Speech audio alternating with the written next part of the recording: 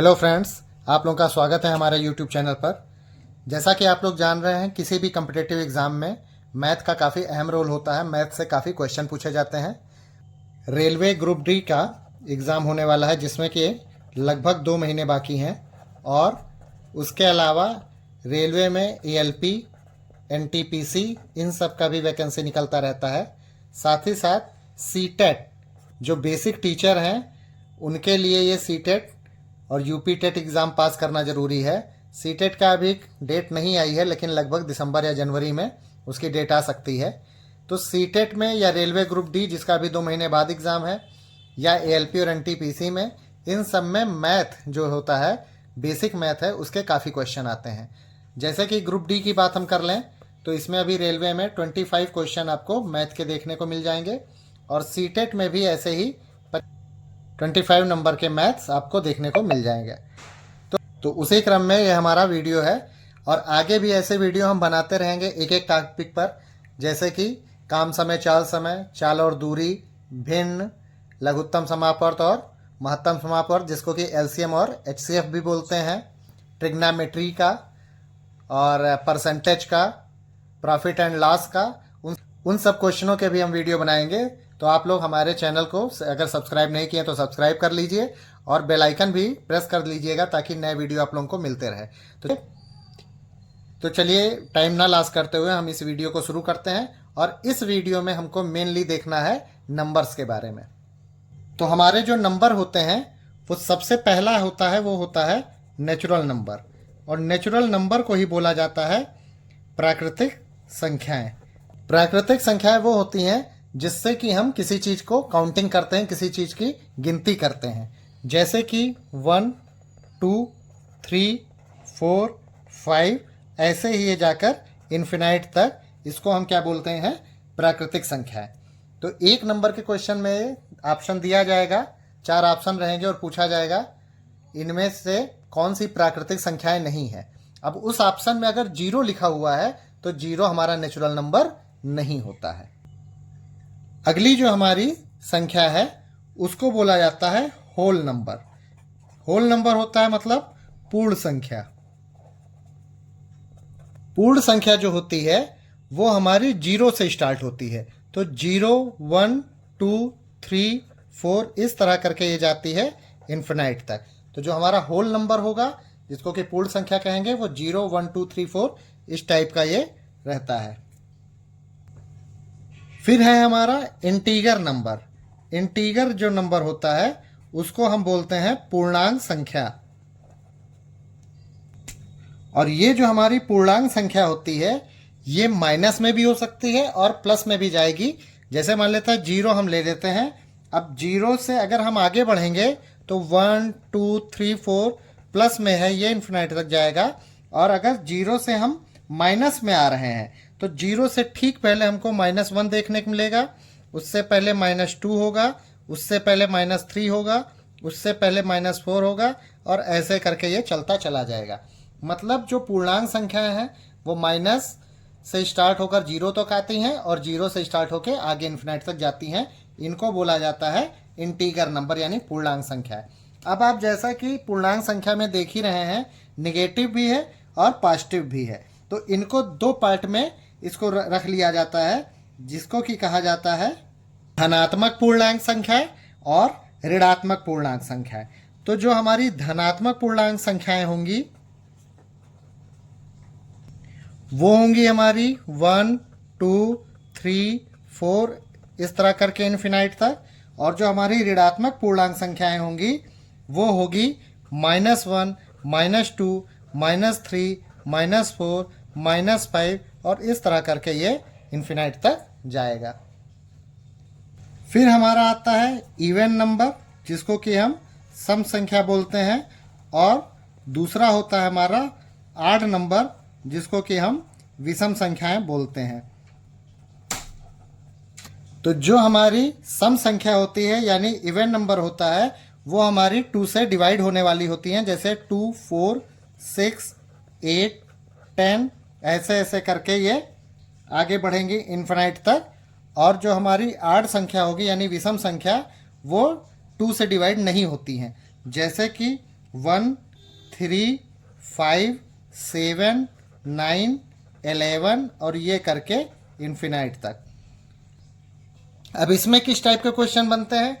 इसमें इस टाइप के क्वेश्चन बनेंगे कि 2 डिजिट की सबसे बड़ी इवन नंबर आप बताइए। तो 2 डिजिट की सबसे बड़ी जो संख्या होती है वो होती है 99, क्योंकि इसके बाद तो 100 हो जाएगा। अब ये 99 आड है या इवन? तो ये आड है, इसलिए इससे एक कम करेंगे और वो आंसर आ जाएगा 98। यानी 98 हमारी होगी 2 डिजिट की सबसे बड़ी इवन नंबर। और अगर पूछता है 2 डिजिट की सबसे बड़ी आड संख्या कौन सी है, तो वो हो जाएगी 99। इस टाइप का इनसे क्वेश्चन बनता है। फिर उसके बाद 2 नंबर जो है वो काफ़ी इंपॉर्टेंट है एग्जाम के व्यू से, क्योंकि उससे काफ़ी क्वेश्चन पूछे जाते हैं। एक होता है हमारा कंपोजिट नंबर, जिसको कि हम लोग हिंदी में बोलते हैं भाज्य संख्याएं, और दूसरी होती है हमारी प्राइम नंबर, जिसको कि हम बोलते हैं अभाज्य संख्याएं। इन दोनों में डिफरेंस समझ लीजिए, क्योंकि इन दोनों से काफ़ी क्वेश्चन आते हैं, कंपोजिट नंबर से और प्राइम नंबर से। अब कंपोजिट किसको कहेंगे, प्राइम किसको कहेंगे, यहां पर ये जरा आप ध्यान से समझिए इस चीज को। कंपोजिट नंबर वो नंबर होते हैं जो अपने से और 1 से और किसी और भी संख्या से डिवाइड हो जाए। जैसे 4 है, ये हमारा 1 से भी डिवाइड हो जाएगा, 2 से भी डिवाइड हो जाएगा और 4 से भी डिवाइड हो जाएगा, तो ये हमारा कंपोजिट नंबर हो गया। 6 ये हमारा 1 से भी हो रहा है, 2 से भी हो रहा है, 3 से भी हो रहा है और 6 से भी हो रहा है, तो ये हमारा कंपोजिट नंबर हो गया। मतलब ये हो गया हमारी भाज्य संख्या है। इसका एग्जाम्पल हो जाएगा 4, 6, 8, 9, 10, 12, ऐसे ऐसे करके ये संख्या आगे बढ़ेगी। और प्राइम नंबर उसे कहते हैं जो अपने से या तो डिवाइड होगा या तो 1 से डिवाइड होगा, उसके अलावा और वो किसी से डिवाइड नहीं होगा। जैसे उसका एग्जाम्पल है 2। अब 2 ये केवल या तो 1 से होगा या 2 से होगा। फिर एग्जाम्पल आया 3 केवल 1 से होगा और 3 से होगा।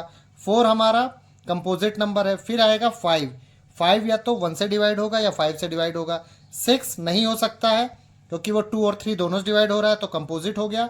फिर होगा 7। 8 नहीं हो सकता है क्योंकि वो 2 और 4 दोनों से होता है। 9 नहीं हो सकता है क्योंकि वो 3 और 9 दोनों से हो रहा है।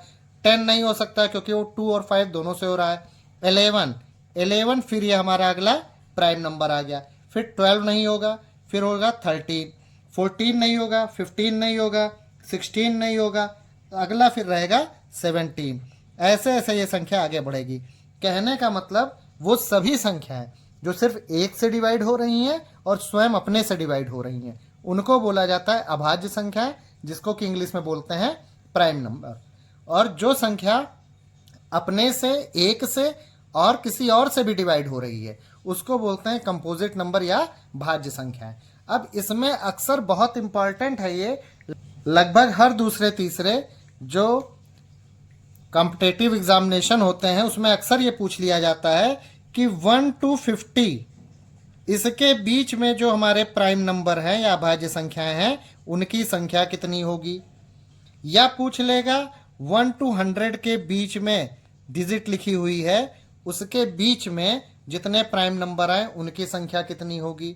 या 50 to 100 इनके बीच में जो हमारे प्राइम नंबर आते हैं उनकी संख्या कितनी होगी। तो या तो आप 1 से 100 तक पूरी गिनतियां लिख लीजिए, उसके बाद एक एक काउंट करिए। जैसे अभी देखिए हमने 17 तक लिखा है 2 से लेकर, तो 1 2 3 4 5 6 7, ये 2 से 17 के बीच हमको 7 दिख रहा है।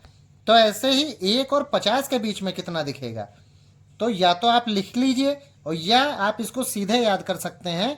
1 से 100 के बीच में टोटल 25 होता है, 1 से 50 के बीच में 15 होता है और 50 to 100 के बीच में 10 होता है।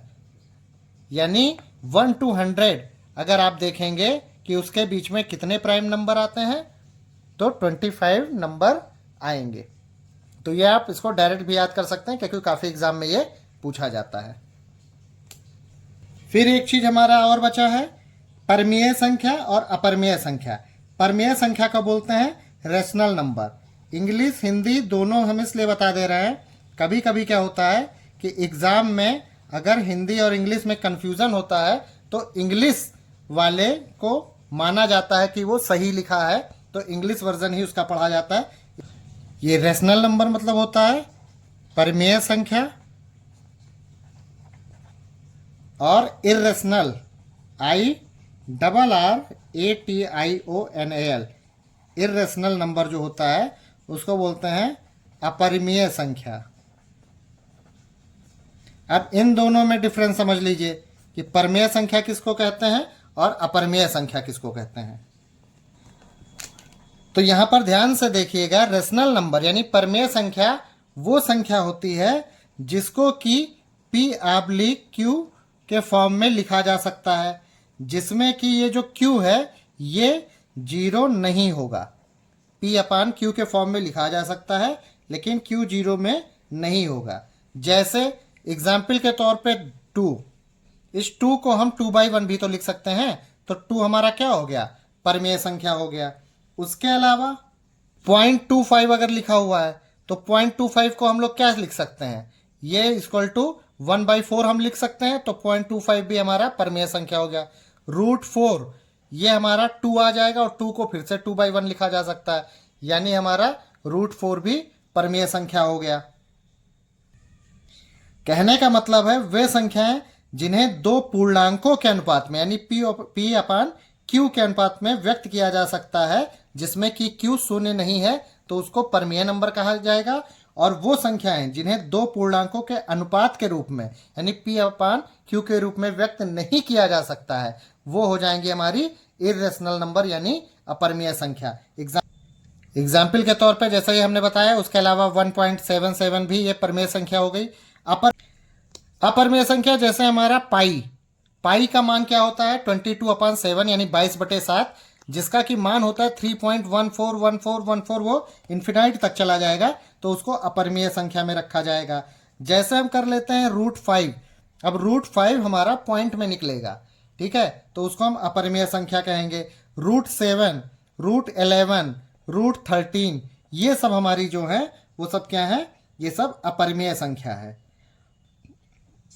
अब इसमें एक नंबर का क्वेश्चन कैसे बनता है और उसको कैसे हल करेंगे उसको भी जरा हम लोग यहां देख लेते हैं। जैसे क्वेश्चन में पूछ सकता है स्मॉलेस्ट प्राइम नंबर क्या होगा, तो प्राइम नंबर हम समझ रहे हैं किसको कहते हैं, अभाज्य संख्या को। अगर स्मॉलेस्ट पूछ रहा है तो वो उसका आंसर हो जाएगा 2।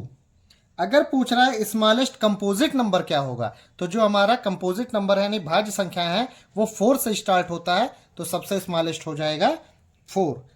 अगर हम पूछा जा रहा है कि जो होल नंबर है वो सबसे स्मॉलेस्ट होल नंबर कौन सा है, तो वो 0 है। स्मॉलेस्ट नेचुरल नंबर कौन सा है, 1 है। इस तरह से इसमें से क्वेश्चन बनते हैं और यकीन मानिए ALP और NTPC में इसी में से कम 2 से 3 क्वेश्चन बन जाते हैं, और ग्रुप D और CTET में भी कम से कम 2 नंबर का क्वेश्चन इतने से ही आपका आ जाएगा। बाकी प्राकृतिक संख्याओं का योग क्या है, आप प्राकृतिक संख्याओं का योग क्या होता है, उसका क्या फार्मूला है, कैसे क्या है, उसके बारे में हम लोग नेक्स्ट वीडियो में बात करेंगे। और जब मैथ के कई टॉपिक हम लोग कवर कर लेंगे उसके बाद हम लोग CTET का और ग्रुप D का जो पिछले पेपर हुए हैं उन पेपर को भी सॉल्व करेंगे, जिससे कि आपको ये पता चल सके किस टाइप के क्वेश्चन पेपर में पूछे जाते हैं, कितना आपको उसमें से आ रहा है और कितना की आपको उसमें ज़रूरत है। ग्रुप D में कौन कौन से पोस्ट होते हैं और उनकी ड्यूटी कैसी है, आगे प्रमोशन का कैसा चांस है, इसके लिए भी हमने वीडियो बना रखा है, उसको आप लोग हमारे यूट्यूब पे देख सकते हैं। मैथ के अगले टॉपिक को लेकर हम लोग नेक्स्ट वीडियो में मिलते हैं। तब तक आप लोग अपनी तैयारी करते रहिए। Thank you.